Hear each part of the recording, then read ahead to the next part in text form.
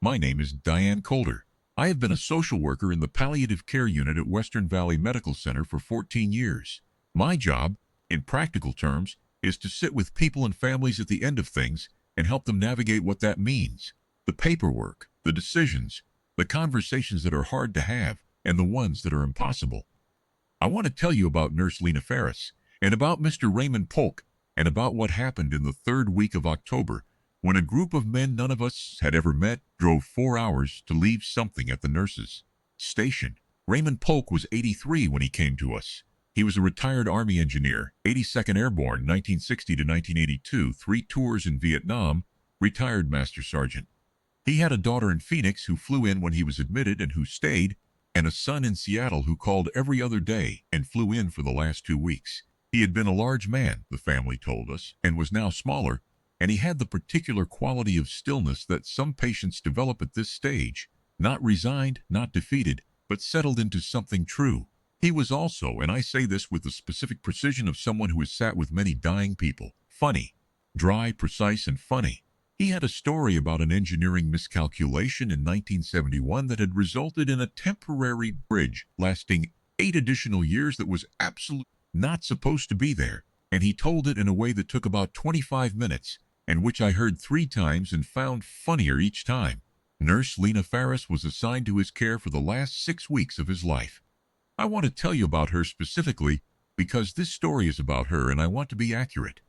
She was 29, dark-haired, practical, with the quality I have come to recognize in the nurses who are genuinely good at this kind of work, not the ones who perform warmth, but the ones who carry it as a steady fact. She wore burgundy scrubs. She had a habit of checking in with patients at the beginning of each shift in a way that was not clinical, not assessing, not charting, but present. She would come in and say, "How are we today, Mr. Polk?" and wait for the actual answer, not the acceptable answer, and she was willing to sit with the actual answer. Raymond Polk, I observed over 6 weeks, told Lena things he did not tell the rest of us.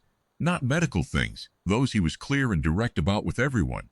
Personal things, things from Vietnam, things about the engineering miscalculation bridge and what it had cost to have something you built outlast its purpose. Things about the years after his retirement and what he had done with them. She listened, she came back, she remembered. In the final 2 weeks, when things moved faster, she was consistent in the way that matters. Not every shift because she had a schedule and other patients, but present enough that Raymond Polk knew, I believe, that she would be there when it mattered. She was there on the Sunday morning he died. His daughter told me later that Lena had been in the room for the last hour, not doing anything medical, simply present and quiet, and that this had meant something that the daughter could not name, but did not want to leave unnamed. Raymond Polk was buried with full military honors in Tucson, Arizona the following week.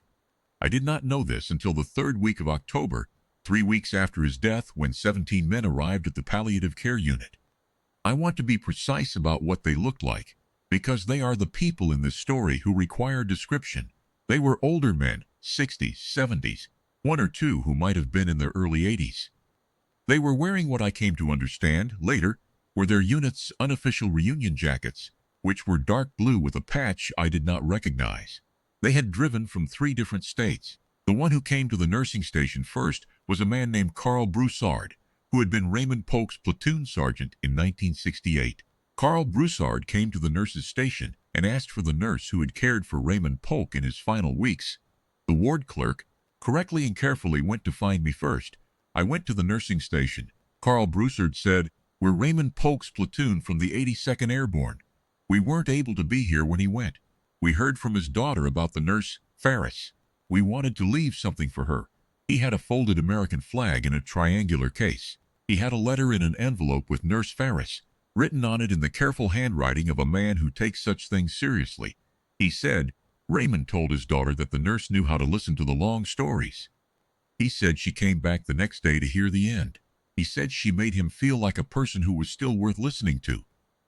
We wanted her to know that we know that. I asked if they would like to wait and give the items to her directly. Carl Broussard looked at his group and then back at me. He said, "We've got some miles to drive. If you could give them to her and tell her we came, that's enough." They left. 17 men from Raymond Polk's platoon, who had driven from 3 states to leave a flag and a letter at a nurse's station, turned around and drove home. Lena Farris came on shift at 3 o'clock. I met her at the nursing station. She read the letter at the nurse's station, standing up, in her burgundy scrubs. I watched her read it. I have been a palliative care social worker for 14 years, and I have seen many things, and I want to be honest with you about what I saw. She read the letter, and then she stood for a moment with the letter in both hands, and then she folded it carefully and put it back in the envelope. She picked up the flag case and held it for a moment. Then she set it on the counter and finished checking in for her shift. She did not cry. She did not make a speech. She did not require anyone to witness what had just happened to her. She went and checked on her patients. I found her later, in the break room. She was eating a sandwich and looking at nothing in particular. I sat down. After a moment she said, "He told me the bridge story 3 times. I said, "I heard it 3 times too." She said, "It was better every time." I said, She was quiet for a bit. Then she said, "I didn't do anything different. I just listened. I have been a social worker for 14 years.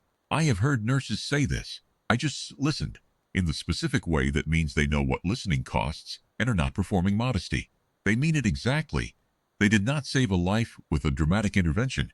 They gave someone the particular, irreplaceable gift of being present in a way that recognized the person was still worth being present for." Carl Broussard drove 4 hours to say, Raymond told his daughter that she came back to hear the end, that she made him feel like a person who was still worth listening to. 17 men drove from 3 states to say that. Lena Farris went back to work. I have thought about that afternoon many times in the months since, and about the particular quality of work that is done in burgundy scrubs on a palliative care ward, and about what it means to do that work well. Not the dramatic saves. Those happen too, and they matter, but this kind of work, which is the other kind, showing up for someone who is at the end of their days and letting them know, by the specific quality of your attention, that they are still worth knowing. Raymond Polk died knowing he was worth listening to. 17 men drove from 3 states to make sure the nurse who had given him that knew they knew. That is the whole of it. It is enough.